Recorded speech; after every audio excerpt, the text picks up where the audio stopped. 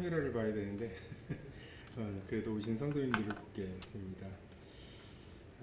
제가 1월 1일에 주님께서 가르치신 기도문으로 올해를 시작한다고 말씀을 드렸던 것 같은데 마지막 수요일을 또 함께 할 수 있게 되어서 감사가 됩니다. 오늘 로마서 16장 말씀 같이 보도록 하겠습니다. 16장 1절입니다. 내가 갱그리아 교회의 일꾼으로 있는 우리 자매 베베를 너희에게 추천하노니 너희는 주 안에서 성도의 합당한 예절로 그를 영접하고 무엇이든지 그에게 소용되는 바를 도와줄지니 이는 그가 여러 사람과 나의 보호자가 되었습니다. 16장에는 사도 바울이 로마 성도들에게 여러 동역자들을 소개하는 그리고 청거하는 그러한 내용으로 되어 있습니다. 특별히 그 중에 첫 번째 베베 자매를 소개하고 있습니다. 알려지기로는 이 로마서라는 편지를 가지고 간 사람으로 알려져 있었고, 그리고 여기 겐그리아 교회라고 하는 곳은 지도를 보시면 고린도에서 굉장히 가깝고, 그래서 고린도에서 이 로마서를 썼다고 알려져 있는데, 이 고린도에서 굉장히 가깝고 사도 바울이 2차 전도 여행을 마무리하면서 이 갱그리아에서 배를 타고 에베소를 거쳐서 안디옥으로 가는 그러한 곳입니다. 베베 자신에 대해서는 크게 이제 알려진 바는 없습니다. 사도 바울은 이 베베에 대해서 일꾼이라고 집사라고 이야기하고 있습니다. 그래서 종 또는 일꾼, 참 그리스도인으로서 굉장히 좀 소망할 만한 일이다라는 생각을 합니다. 이 학교에서는 요즘이 조금 뒤숭숭한 시기입니다. 한 학년이 마무리가 되고 이제 새로운 학년에 교장 교감 선생님부터 여러 부장들이 바뀌고 자기의 학년이 결정이 되고, 그럼 가르쳐야 되는 이제 과목이 결정이 되고, 여러 가지 것들이 결정되는, 이게 한번 결정이 되면 이제 1년을 가는 이제 그러한 시기입니다. 그래서 굉장히 사람들이 좀 예민해져 있고, 그래서 사람들이 두려워하는 것 중에 하나가 자기가 조금 다른 사람들 보기에 좀 쉬워 보일까봐. 그러니까 관리자의 어떤 위치라든지 이런 것이 물론 이제 학교에도 있지만, 아무래도 이 말 하면은 그냥 막 이렇게 반응이 왜 나한테 이런 일을 주냐고 하면서 막 이렇게 거품을 물 만한 사람이 있고, 한쪽은 제가 그냥 해야죠 이렇게 이제 순하게 말하는 두 사람이 있을 때, 아무래도 이런 사람한테 괜히 말 걸어 가지고서 싫은 소리 해야 되고 싫은 소리 들어야 되는 것을 싫어합니다. 근데 또 한편으로 보면 나는 괜히 성격이 순하다고 힘든 일은 다 나한테 온다, 또 이런 생각을 하게 되면 어느 해는 작정하고 이 사람이, 순하던 사람이 자기도 좀 억울하다고 하면서 이야기하기도 하죠. 그래서 사람들에게 좀 쉽게 만만하게 어떤 일이 있을 때 이 사람 부르면 되겠다, 새벽 4시에 무언가 일을 시켜야 될 새벽 4시에라도 전화를 해가지고 그 사람을 깨워가지고서 이것 좀 해줄 수 있지 않겠냐 라고 말하면 그럼 제가 해야죠 라고 할 만한 사람을 떠올릴 때, 내가 그런 사람이 되기를 그렇게 사모하기가 쉽지는 않은 것 같습니다. 그런데 주님께서 우리 가운데 종의 모습으로, 마가복음이 그 종의 복음이죠. 종의 모습으로 함께 하시고 허리에 허리를 동이시고 제자들의 발을 씻기셨던 본을 보여주셨습니다.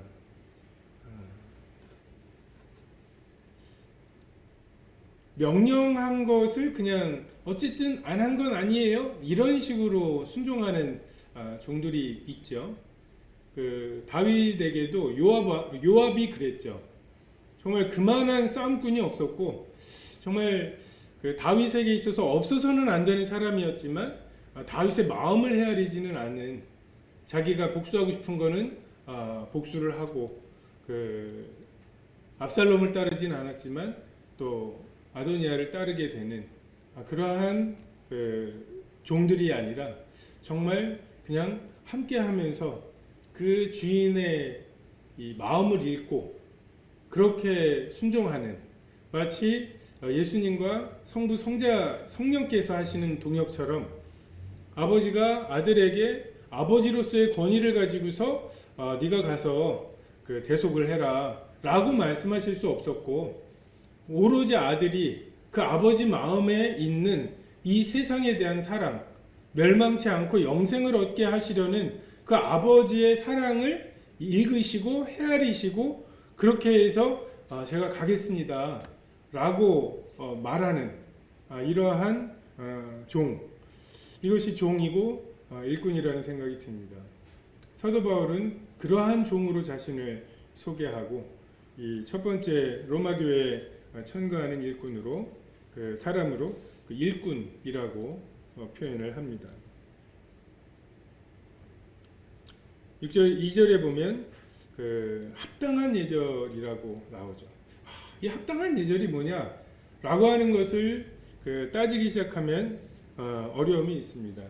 그 당시에 형제라고 말은 하지만 거짓 형제의 위험도 있고, 또 잘못된 가르침을, 또 처음에 예수님을 믿는 것은 맞는, 거기까지는 교제가 되는데 그 이후에 갈라디아주의라든지 또는 뭐 영지주의라든지 뭐 이러한 것들이 그 난무하고 있던 때에 처음에는 정말 희귀한 형제라고 자기를 소개하는 사람들 얼마나 귀하겠습니까? 근데 이 사람들에게 이제 한 번, 두 번 그 속거나 당하고 교회 어려움을 일으키면서 떠나가는 것을 볼 때 그들의 마음에 조금 상처가 되고 좀 마음이 다치고, 괜히 정줬다가 나중에 굉장히 어려운 것을 정주지 말아야지 뭐 이런 생각이 들 수도 있습니다. 사탄이 우리를 공격하는 건 그 안 좋은 잘못된 가르침을 받아들이도록 하는 부분도 있지만 그것과 싸우느라고 사나워지는 부분도 분명히 있습니다.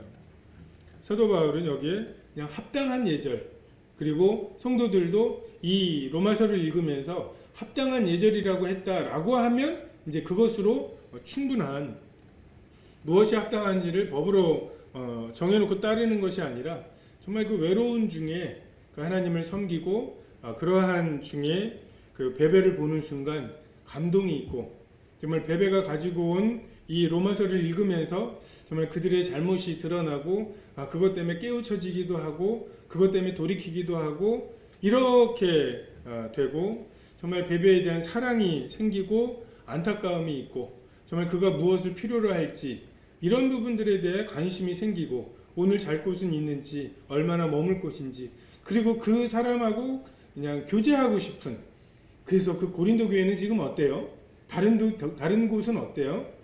그냥 사도 바울이 그렇게 삥 돌면서 사역을 하고 이제 2차 전도여행이니까 처음에 그 복음을 전했던 교회들을 또 그 돌아보고 이제 건너와서 우리를 도우라는 말씀에 순종해서 지금 건너와서 돕고 이제 돌아가는, 고린도 교회, 고린도에서는 막 1년 6개월을 머물면서 그 도왔던 이런 곳에서 또 어떤 가르침을 주셨냐, 이게 궁금해서 그 베베를 돕고 섬기는 이런 어떤 우리 본성에서 나오는 그 사랑, 이것이 합당한 예절이라고 생각이 듭니다.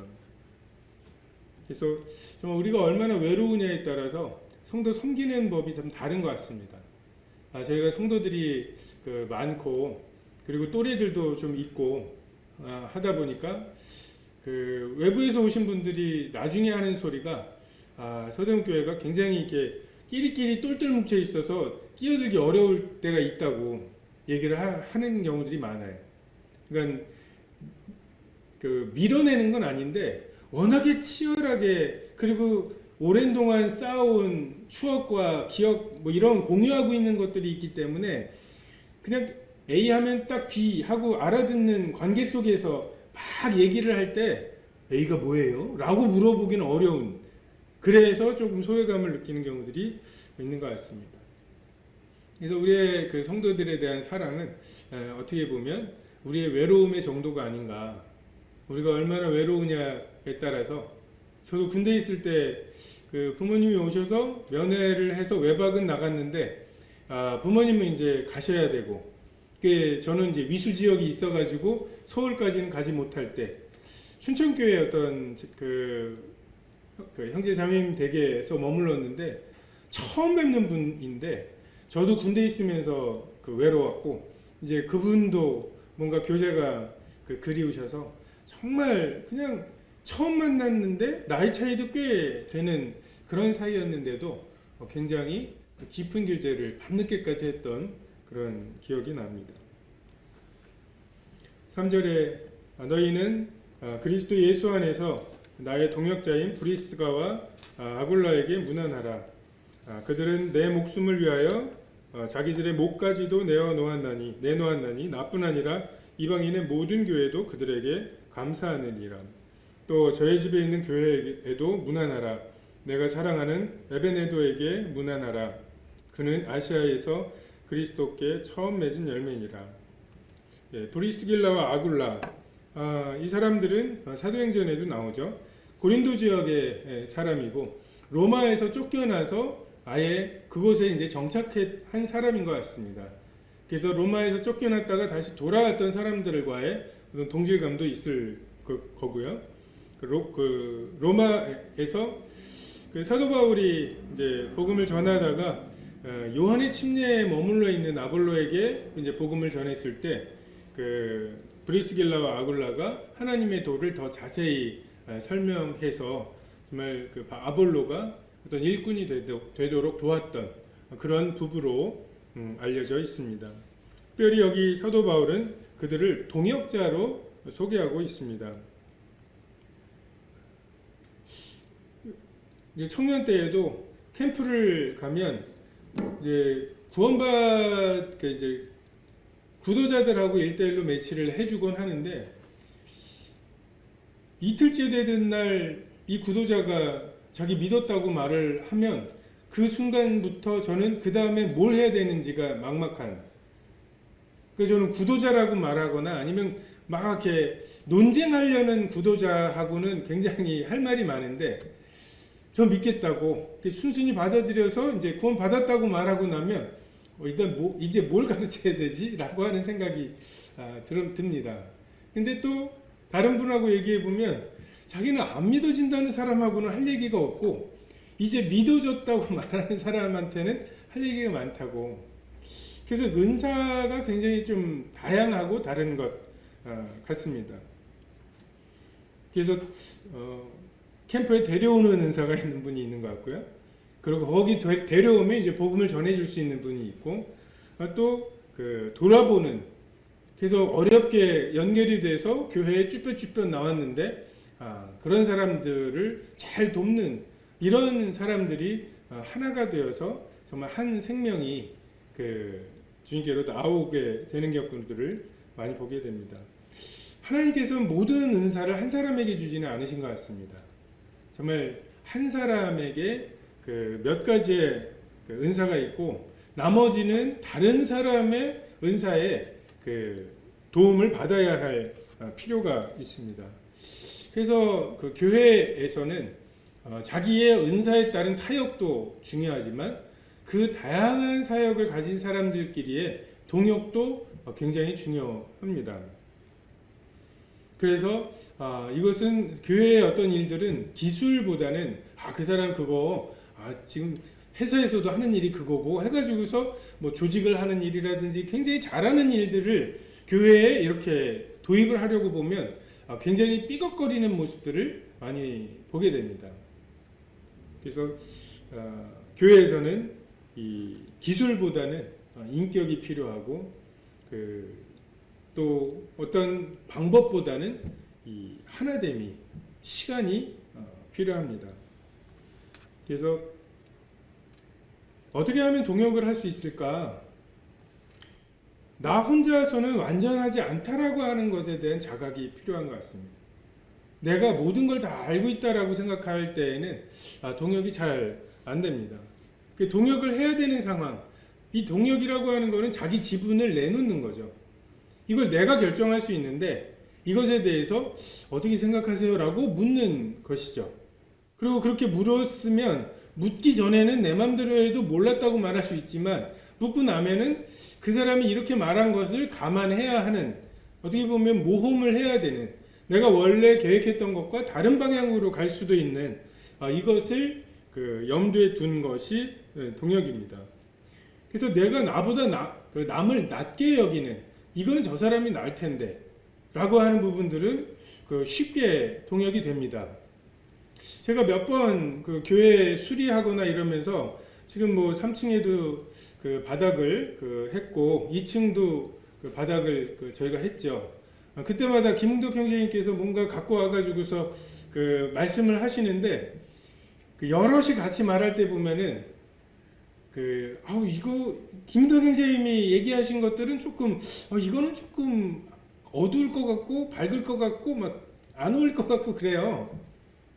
근데 어느 순간에 하나 둘 김웅덕 형제님 말씀하신 대로 이렇게 되어서 전체적인 걸 봤을 때 이게 부분 그냥 한 장짜리의 타일을 보는 거랑 이게 전체로 깔렸을 때 어떠한지를 예상하는 것은 다르구나 라고 생각이 되면서 나중에는 이제 김웅덕 형제님이 이런 색깔로 하시는 게 좋지 않을까요? 라고 말하는데 굉장히 좀 이렇게 흔쾌하게 받아들여지는, 내가 다른 사람보다 낫다고 생각하는 부분에 대해서는 힘들고, 이 동역이라고 하는 것이 쉬우냐 어려우냐가 어떻게 보면 우리의 교만함의 척도가 아닐까라는 생각을 하게 됩니다.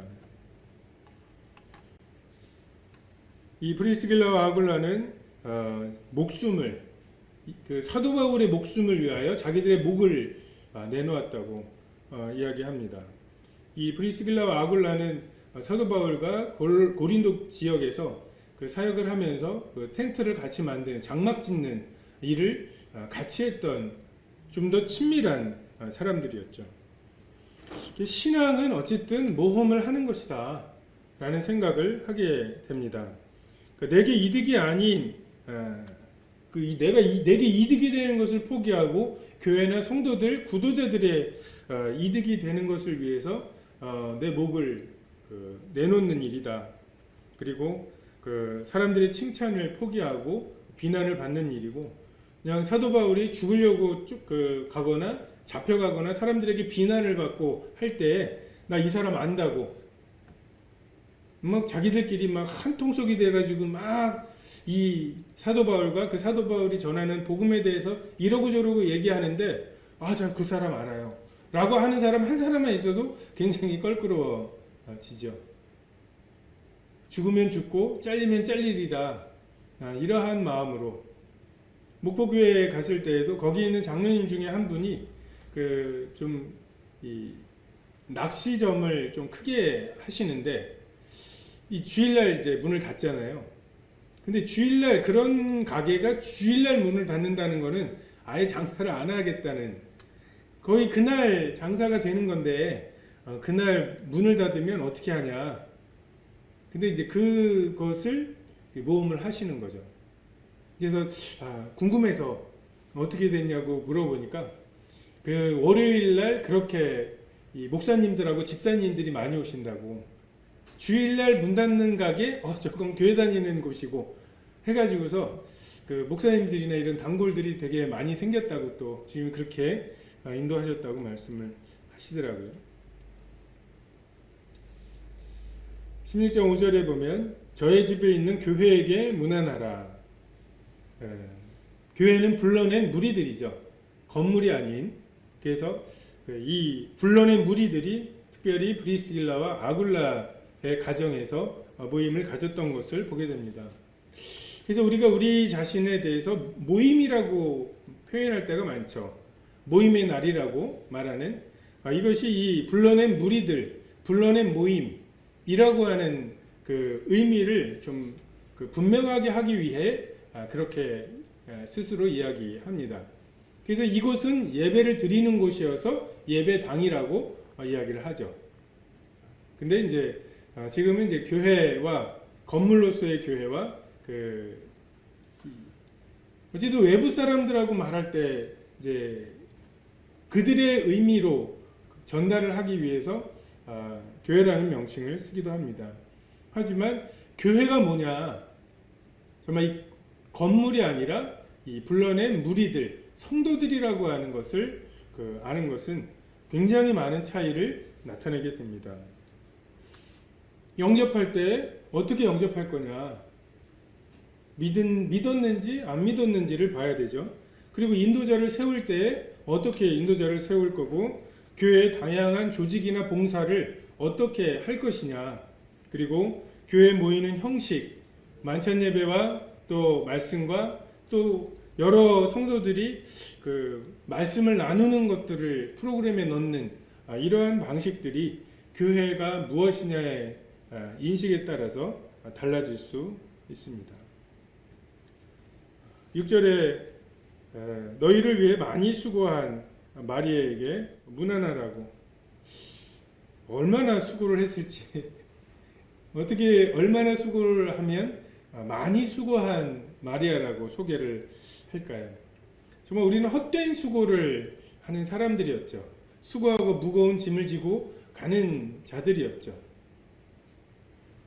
밤이 맞도록 수고하였지만 얻은 것이 없는 그런 자들이었고, 양식하는 것을 위해 은을 달아주며 배부르게 못할 것을 위해 수고하던 자들이었습니다. 근데 이제 주님께서 가치 있는 수고를 하도록 우리를 부르시죠. 그리스도를 따르는 수고를 하게 하시고 우편으로 깊은 데로 가서 그 그물을 던지라고 말씀하시고, 그래서 정말 그물이 찢어지도록 고기를 잡는 것, 이것도 일종의 수고입니다. 근데 가치가 있는 수고죠. 영생을 위한 수고를 말씀하시죠. 고린도 교회에게는 이 수고가 헛되지 않다고 말씀하시는 수고를 합니다. 우리도 정말 주님 앞에 가서 어떠한 칭찬을 받을지 모르지만 이것도 좀 괜찮은 것 같습니다. 너 많이 수고했구나 라고 말씀하시면 참 그것으로 충분할 것 같습니다. 7절에 내 친척이여 나와 함께 갇혔던 안드로니고와 유니아에게 문안하라. 그들은 사도들에게 존중이 여겨지고 또한 나보다 먼저 그리스도 안에 있는 자라. 이 안드로니고와 유니아는 부부 사역자로 알려져 있습니다. 이 안드로니고가 순회 설교를 했던 사람이고, 이 아내였던 유니아가 이 방문하는 곳들의 그 자매들을 위한 그런 사역을 했던 것으로 알려져 있습니다. 여기 보면 함께 갇혔던 사람이라고. 그건 무언가를 함께 하는 것, 이것이 참 많은 외로움을 감소시켜주는, 특별히 사도 바울과 같이 개척을 하는, 낯선 곳에 가서 복음을 전하고 그걸로 인해 여러 가지 어려움을 당하고 그 옥에 갇히고 하는 이런 일들에 나 이 사람 알아요. 이 사람 그럴 사람이 아니에요. 라고 하면서 그 제자들이 예수님 십자가에 못 박히실 때 떠나갔던 것과 반대로 내가 이 사람을 안다고 하면서 함께 옥에 갇히는 것, 이것이 사도 바울에게 굉장히 인상 깊었던 것이었습니다. 우리의 진정한 믿음과 가치관은 우리가 그 믿음과 가치관 때문에 어려움을 겪게 될 때 드러나는 것이라고 생각이 됩니다. 8절에서 15절에 보면 굉장히 많은 이름들이 나옵니다. 여기에 특별히 그 아리스토블로는 여기 이건 책을 참조한 것인데요. 확실하진 않지만 헤롯 대왕이라고 불리는 사람의 손자나 헤롯 아그리빠의 형제 정도 되는 굉장히 좀 높은 지위의 사람이라고 이야기를 합니다. 자료들이 많지 않아서 여기에 언급되어 있는 이 사람들은 그냥 언급만 돼 있을 뿐 다른 이야기들은 내려오지 않습니다. 이걸 읽으면서 나는 무엇으로 언급이 될까? 여기 보면 동역자, 사랑하는 자, 인정함을 받는 자, 또는 친척도 있고요. 수고한 자, 택하심을 받은 자. 이 택하심을 입은 그 13절에 주 안에서 택하심을 입은 루포가 나오는데 이 사람이 예수님께서 십자가에 달리실 때 예수님 대신에 이 십자가를 졌던 사람, 이 사람과 같은 사람일 수도 있다고. 근데 그것도 이제 확실하지는 않습니다. 그래서 그러고 보면 만약에 그 사람이 이 사람이라면 이 사람은 정말 특별한 그 택하심을 받은 거죠. 정말 예수님이 십자가를 지시는 바로 그 시간 그 위치에 지나가다가 만나서 예수님의 십자가를 지는 일, 참 이것은 굉장히 희귀한 확률일 것입니다. 그래서 우리는 이러한 여러 사도 바울의 마음에 로마 성도들에게 알려주고 싶었던 여러 사람들의 여러 특성들 있었는데 그 중에 나는 어떠한 사람으로 기억될 것인지 이 부분을 고민하면서 살아가는 것이 또한 새로운 한 해를 나는 무엇으로 내가 일을 하는지 아니면 내가 이번엔 좀 동역을 해보자. 올 한 해는 좀 동역을 해보자. 또는 올 한 해는 내가 이 일에 좀 수고를 해보자. 뭔가 목표가 명확해야 한 해를 정리할 때 그것을 했는지 안 했는지를 우리가 분명하게 알 수 있게 될 것입니다. 16절에 너희가 거룩하게 입맞춤으로 서로 문안하라. 그리스도의 모든 교회가 너희에게 문안하느니라. 청년 때 이 거룩한 입맞춤으로 입맞추라는데 입을 맞춰야 되냐고. 그래서 문자적으로는 입을 맞춰야 되지 않냐고 우리가 문자적인 해석을 한다고 하는데 라고 질문을 했던 기억이 있습니다. 근데 그때 하신 말씀이 문자적인 해석이라고 하는 것은 이 로마서면 로마서, 이 로마서를 처음 베베가 가지고 와서 사도 바울로부터 편지가 왔다고 해서 그 편지를 지금 우리가 공부하듯이 하지는 않았겠죠. 그냥 읽었을 것입니다. 이게 쭉 읽을 때 그 당시 로마 성도들이 이해했을 그런 의미로 이 성경을 해석하는 것을 문자적인 해석이라고 이야기한다고 말합니다. 그러니까 이 거룩한 입맞춤으로 입맞추라고 하는 게 요즘도 뭐 서양이나 뭐 이런 데에서는 서로 볼에다가 인사겸 해서 입을 맞추는 경우들이 있죠. 그런 문화에서는 문자적으로 그렇게 할 수 있을 것입니다. 하지만 우리에게는 그냥 악수, 저희는 뭐 두 손으로 이렇게 악수하는 것만으로도 충분히 환영의 의미를 담을 수 있기 때문에 그렇게 하죠. 그래서 어떤 경우에는 문자적으로 해석해야 되는데 그걸 상징으로 해석을 하는 경우들도 있고, 어떤 경우에는 하나님께서 그것에 담긴 어떤 교훈을 주시기 위해서 하신 말씀을 그냥 문자적으로 받는 경우들도 있습니다. 예를 들어서 6월절에 어린 양의 뼈를 꺾지 말라고 하시는 말씀은 문자 그대로 순종해야 했던 말씀이죠. 그리고 문자 그대로 이루어질 일이었습니다. 저희는 이제 너울 쓰는 거라든지 침례라든지 그리고 떡을 떼는 거, 이런 것은 문자 그대로 순종해야 될 부분으로 분별을 하고 순종을 하고 있죠. 하지만 하나님께서, 예수님께서 제자들의 발을 씻기셨던 것, 내가 주와 선생이 되어 너의 발을 씻겼으니 너희도 서로 발을 씻기는 것이 합당하다고, 마땅하다고 말씀하셨는데 우리가 세족식을 하지는 않습니다. 이것은 초대교회에 그렇게 했다고 하는 기록이 더 이상 없고, 또 교회를 가르치시는 여러 구절들, 서신서들을 통해서 사도 바울이 그것을 특별히 언급한 적이 없기 때문에 그러하죠.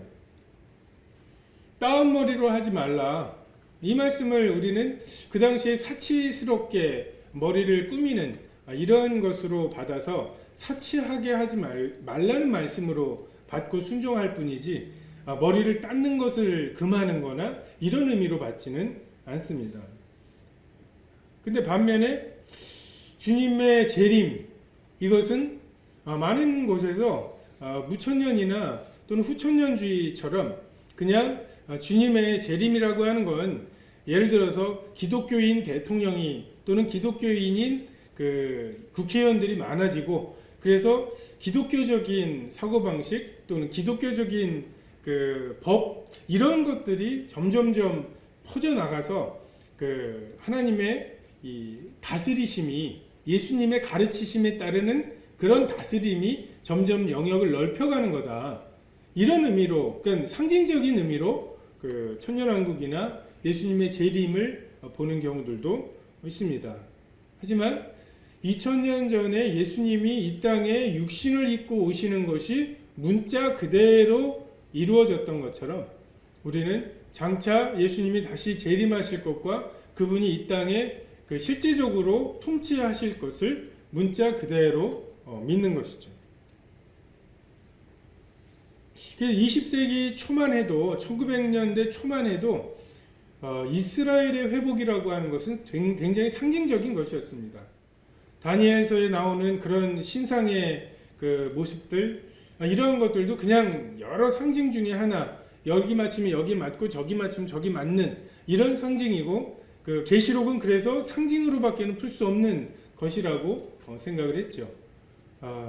근데 우리의 그 믿음의 선배들이 이스라엘의 문자적인 회복을 예언을 했고 그것에 근거해서 정말 계시록에 나와 있는 여러 가지 일들은 정말 문자 그대로 이루어질 것이라고 분별을 했습니다.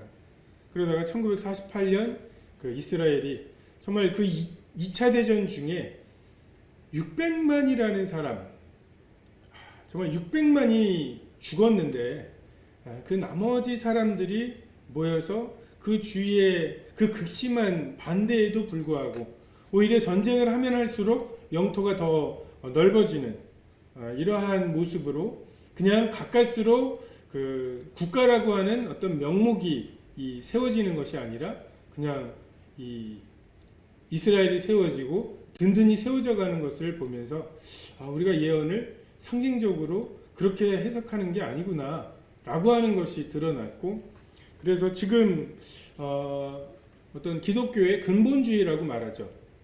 근본주의는 오병이어면 정말 예수님이 오병이어를 통해서 5,000명을 먹이셨다는 그것을 그대로 받아들인 사람들입니다. 무리를 걸으셨다고 하면 무리를 걸은 것으로 받아들이는 사람들.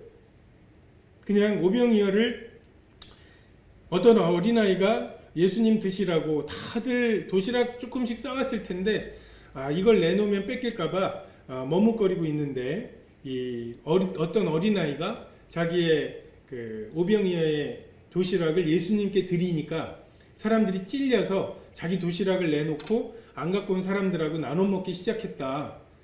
이걸 오병이어에 주시는 교훈이다. 실제로 캐톨릭에서 이렇게 가르치는 것을 들은 적이 있습니다.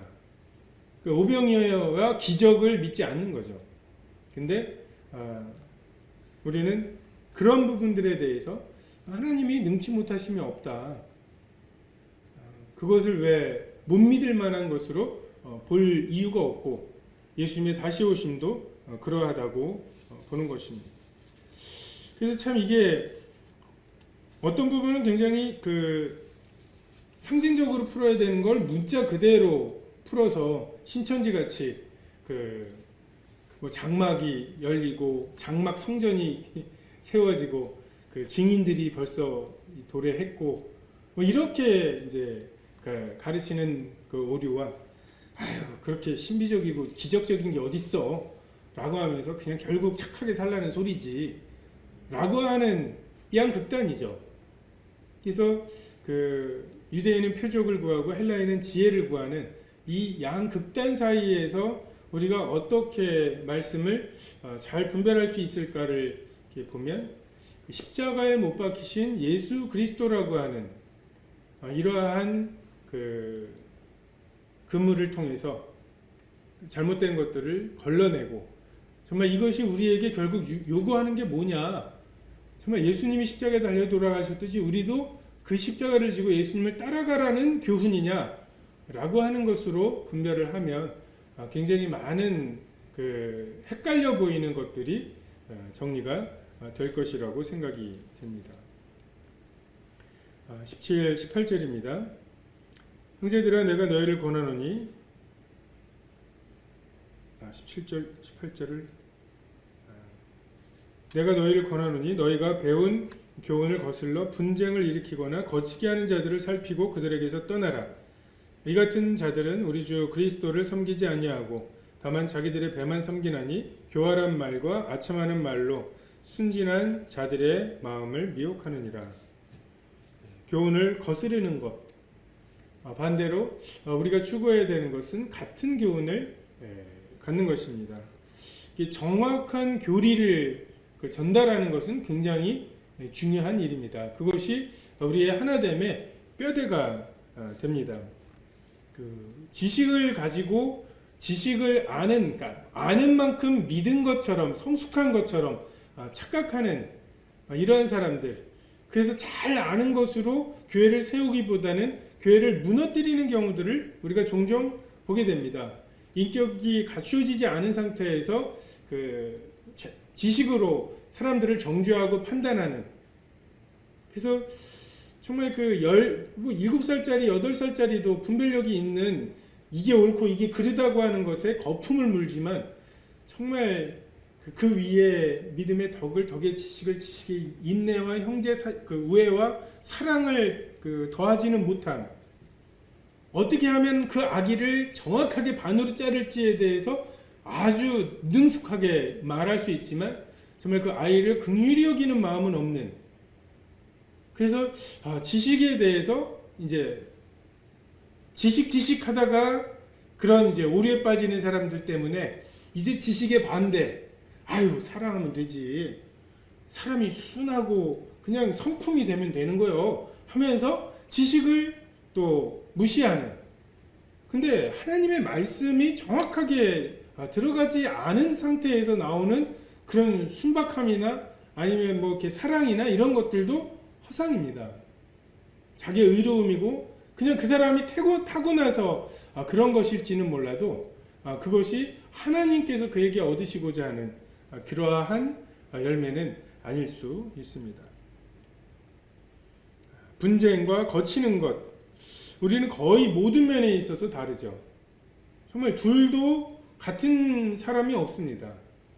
근데 이러한 사람들을 하나로 만드시는 하나님의 방법은 함께하게 하시는 거고, 함께 배우게 하시고, 함께 경험하게 하시고, 함께 울고 함께 웃게 하시는, 이것이 하나님이 하시는 일입니다.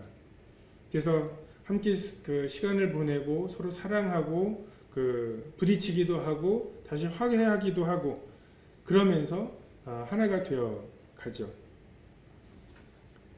거짓 교사와 참된 교사의 차이, 분쟁을 일으키는 사람 사이의 차이는 그 동기가 무엇이냐입니다. 그리스도를 섬기느냐 아니면 그들의 이득을 구하느냐. 자신의 이득을 포기하고 교회와 하나님을 섬길 만큼 하나님께서 그에게 교회와 성도들의 가치에 대한 믿음을 주셨느냐, 아니면 그냥 달랑 내가 외운 거, 지식이 있는 거 이런 것들 가지고 하고 있느냐. 이런 부분들은 그가 이 지식들을 가지고 자기에게 이득이 되도록 하느냐, 아니면 다른 사람을 그것으로 섬기느냐, 이것을 보면 됩니다. 지금은 정말 사람이 우선이라고 하는 시대에 살고 있죠. 대통령도 한 사람이라도 더 많이 선택한 사람을 뽑습니다. 자기를 사랑하며 돈을 사랑하며 쾌락 사랑하기를 하나님보다 더 사랑하는, 그러면서도 죄책감이 없이 사랑하게 하기 위해서 오만 도덕들을 다 무너뜨리는 그러한 때입니다. 듣기 좋은 말들을 계속 해줘요. 이게 교활한 말과 아첨하는 거죠. 귀가 가려워서 그것을 긁어줄 사람, 가려운 귀를 내가 듣고 싶은 말을 해줄 사람, 이 사람을 찾습니다. 그래서 뭐 긍정의 힘을 믿습니다. 잘 되는 나, 뭐 이런 것들을 그 미국에 있는 어떤 이제 분이 설교하시는 거를 들어보니까 지금 조엘 오스틴 같은 그런 긍정의 힘과 막 이런 것에 교회를 가는 사람들은 어떻게 보면 조엘 오스틴에게 그 속은 사람들, 피해자들이 아니다. 그들은 그 말을 듣고 싶은 사람들이고 그 말을 해준다기에 간 사람들이다. 그들은 공범이다. 라고 말씀을 하시죠. 저는 심판대 앞에서도 그러할 거라고 생각이 됩니다. 그래서 우리 여기 순진한 사람으로 표현되어 있는 이건 굉장히 마음이 순수하다는 뜻이 아니라 나이브하다는 좀 성숙하지 못하다고 하는 말입니다. 지금 로마서를 읽으면서도 그 수많은 뭐 성도들의 자유에 대해서도 이야기하고 그 마음에 확정하면 된다고 하는 말씀도 하고 그런 말씀들을 정말 십자가와 그 주님을 따르는 것, 자기 십자가를 지고 나를 따르라고 하시는 어떤 보다 큰 그림 안에서 이것을 조율해야 될 텐데 이거 봐라 내 마음대로 한다고 하면 되지 않냐 라고 하면서 자기 멋대로 하려고 하는 성숙하지 않은 그런 사람들을 이야기하죠. 이런 사람들이 이 교활한 말과 아첨하는 말에 속아 넘어갑니다. 그 마음이 미혹이 되죠. 반대로 성숙한 사람들, 주님은 우리에게 십자가를 지라고 하셨는데 저 가르침은 뭐지? 이게 성경 전체의 가르침과 맞나? 라고 하는 생각들을 하게 되는 것. 저는 성도들이 이러한 부분들에 있어서 이건 하나님께로부터 온 게 아니다. 듣기는 좋지만 옳은 말은 아니다. 라고 하는 어떤 그 감각들, 이런 예민함을 가지고 있을 때 교회는 성숙해진다.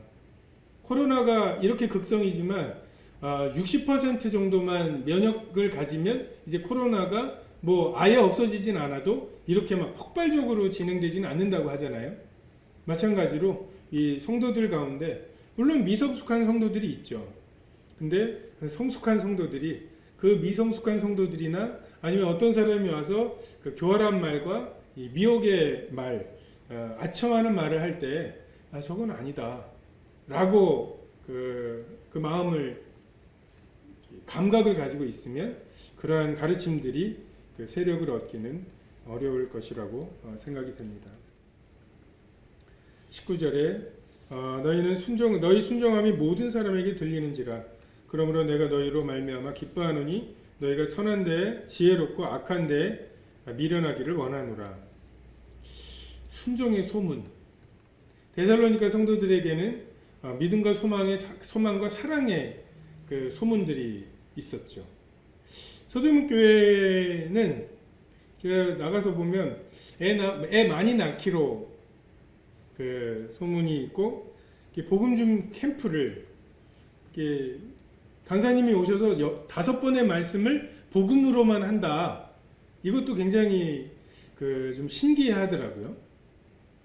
이게 어떻게 되는 거지? 라고 하고 그리고 캠프에 그 구도자들도 많이 올 뿐만 아니라 그 성도님들도 굉장히 많이 참여하는 것으로 이게 정말 주일 같은 게 뭐 늦게 못 오시더라도 토요일이나 주일날 토요일 저녁이나 이렇게 주일까지 해서 이렇게 오시는 걸 보면 정말 교회에 오시는 성도님들이 정말 이 정도면 다 왔다 싶을 정도로 이렇게 오시는 이런 것들이 굉장히 좀 교회가 커지다 보면은 좀 그런 부분이 힘들어지거든요.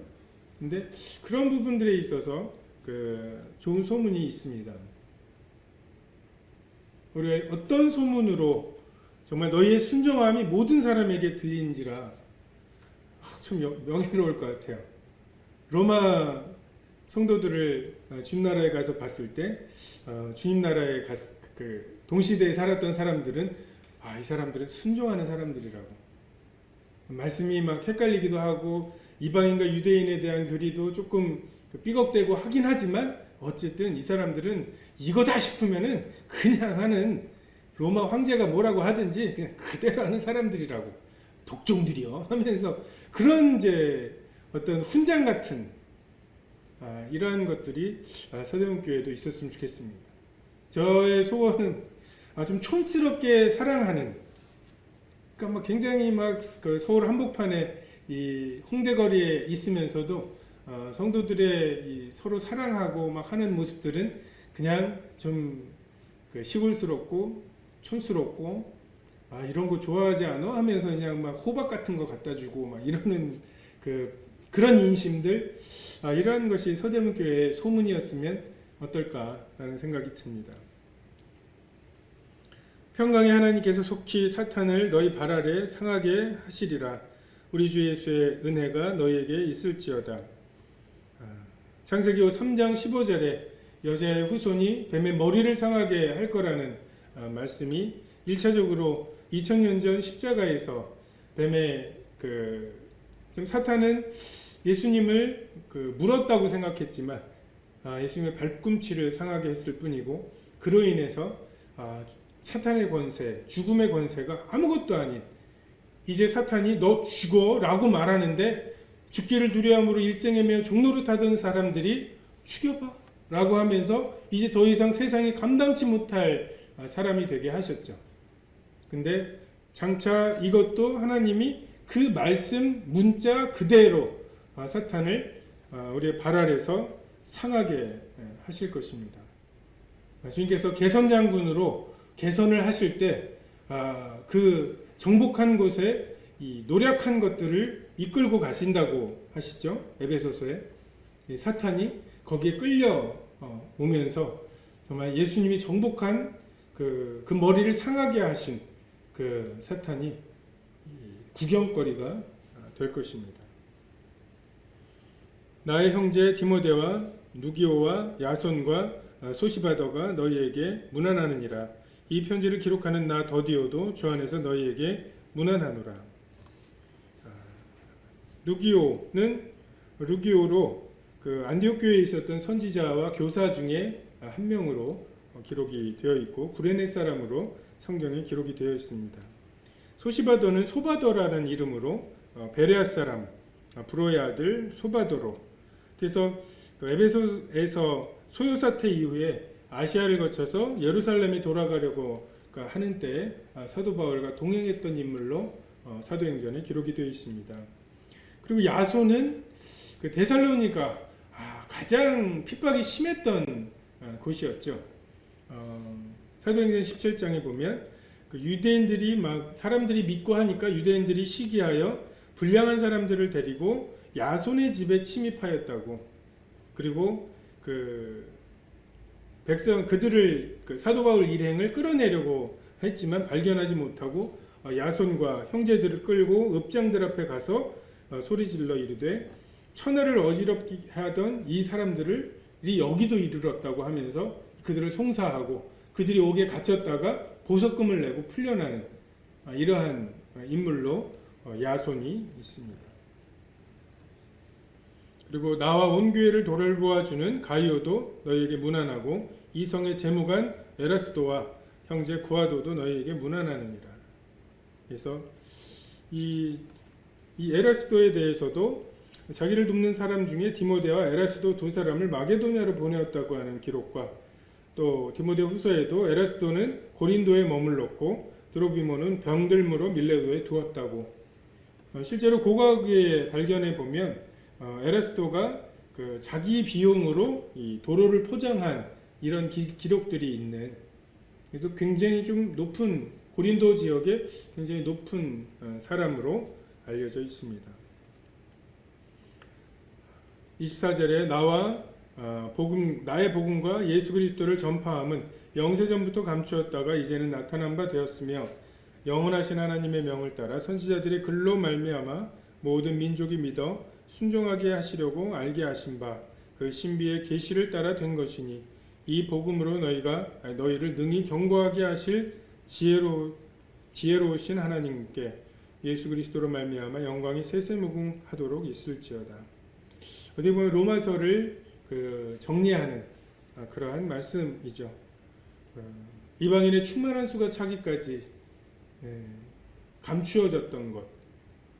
정말 구약에서는 이 교회에 대한 섭리가 나타나 있지 않았던 것을 하나님께서 이제 드러내시고, 우리가 14, 15장에서 보았던 대로 구약의 선지자들의 글에 나와 있는 내용들과 지금 하나님께서 하고 계시는 이 일들, 이방인들이 열방 가운데에서 이새의 뿌리에게 소망을 두게 하시는 이것이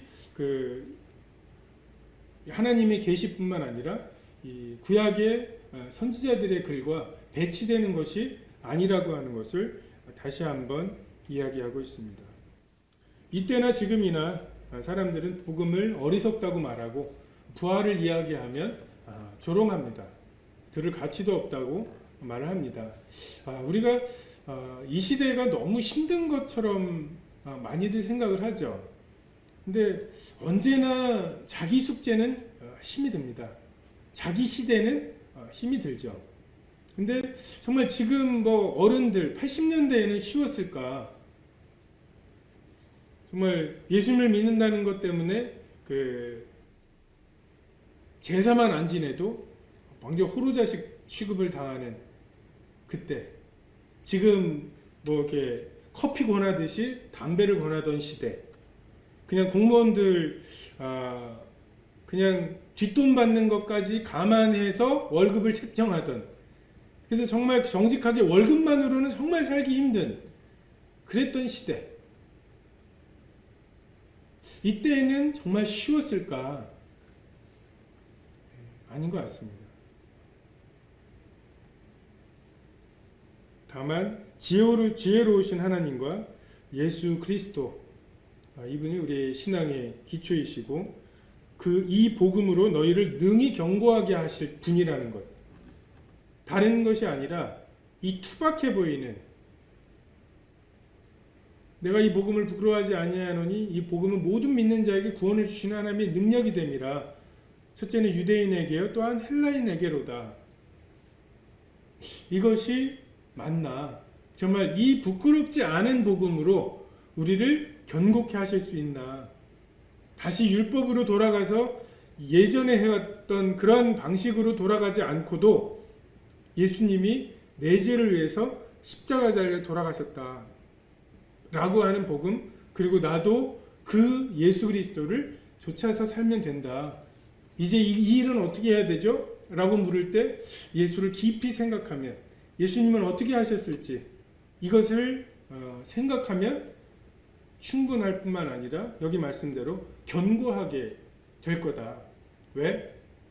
복음이 진리이고 그 복음을 사용하여서 우리를 견고하게 하실 하나님, 그리고 예수 그리스도 성령님이 살아계시기 때문에. 사도 바울은 하나님께 대한 찬양으로 이분에게 영광이 돌려질지어다. 다 설명할 수 없고 다 말로 풀어서 쓸 수는 없어도 능히 이 일을 하실 하나님, 그분에게 소망을 두도록 로마의 성도들을 격려하고 있습니다. 여자의 후손에 대한 그 예언이 4,000년 만에 어느 날 정말 모두가 잠들어 있는 이스라엘 백성들도 이제 그 기대를 이제 저버린 그때 예루살렘 인근의 이 베들레헴 마리아의 뱃속에서 10달을 계시다가 예수님이 이 땅에 오셨던 것처럼